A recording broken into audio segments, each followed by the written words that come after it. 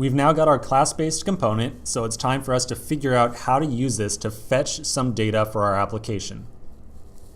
So the first question we must ask ourselves is, when exactly do we want to fetch some data from the API? Like when our program first boots up, when are we going to decide, hey, this is now the time for me to fetch some data from the API and get that list of albums?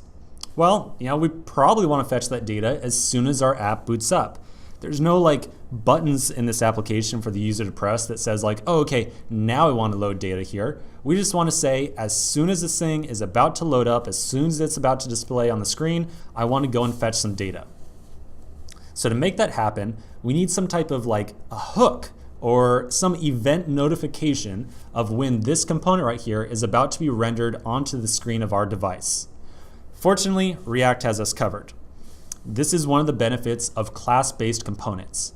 Class-based components have a unique advantage over functional components called lifecycle methods. So keyword term there, lifecycle methods. Remember earlier when I mentioned that functional components are like a hose, right? Like some data goes in and JSX comes out. In juxtaposition with that, or kind of opposed to that, are class-based components, which have a lot more knowledge of themselves. Like this class-based component, it knows when it's about to be rendered. It knows when it's about to be removed from the screen. It has more sentience about what's going on inside the application. So they know exactly when they are about to be rendered to the screen, and we can get notification of that by using a lifecycle method. Lifecycle methods are functions that we'll place on our class that will be automatically called at some point. One such lifecycle method is called component will mount. So we can define a method on the class called specifically component will mount. Anytime that our component is about to be rendered to the screen or screen of our device, this method will automatically be executed. It will automatically be called for us. So I'll place component will mount on my class. And now, just because I defined a method specifically with this name, it will automatically be executed as soon as this component's about to be rendered to the screen. So, hey, like, I don't know, maybe I'm telling the truth here, right? Maybe I'm lying, I don't know. Let's throw a console log in here just to verify that, yep, this thing is actually getting called automatically for us. So I'm gonna say console log, and let's just say component will mount in album list. So our expectation here is that when I refresh the simulator, I should see this console log, I don't know, somewhere, right? I should see a console log pop up that says this right here, just instantly. So let's flip over to the simulator and refresh, and oh yeah, where in the world do console logs pop up, right? We haven't spoken about that at all. So we haven't really spoken about how we debug our application with React Native at all. How do we debug this?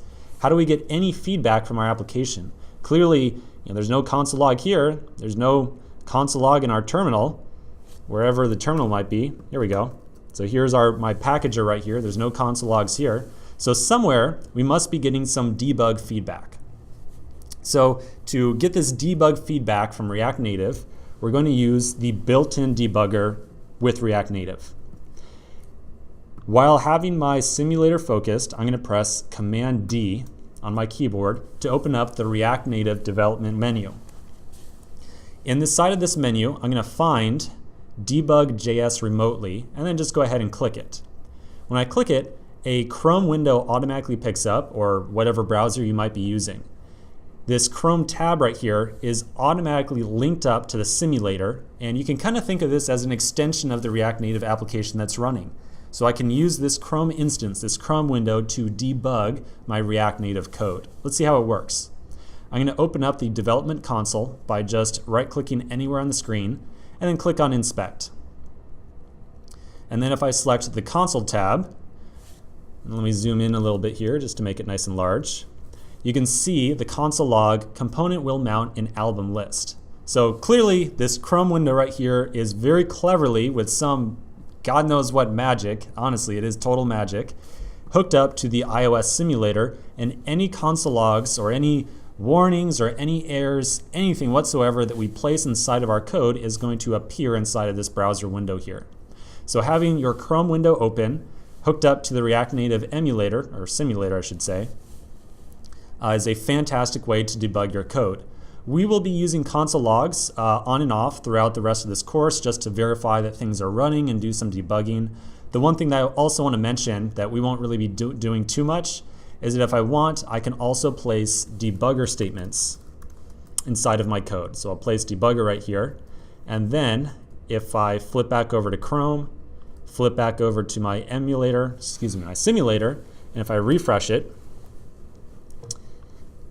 Chrome will automatically hit that debug breakpoint and enter into debug mode. So here we go. So I'm paused on execution right here on the debug statement.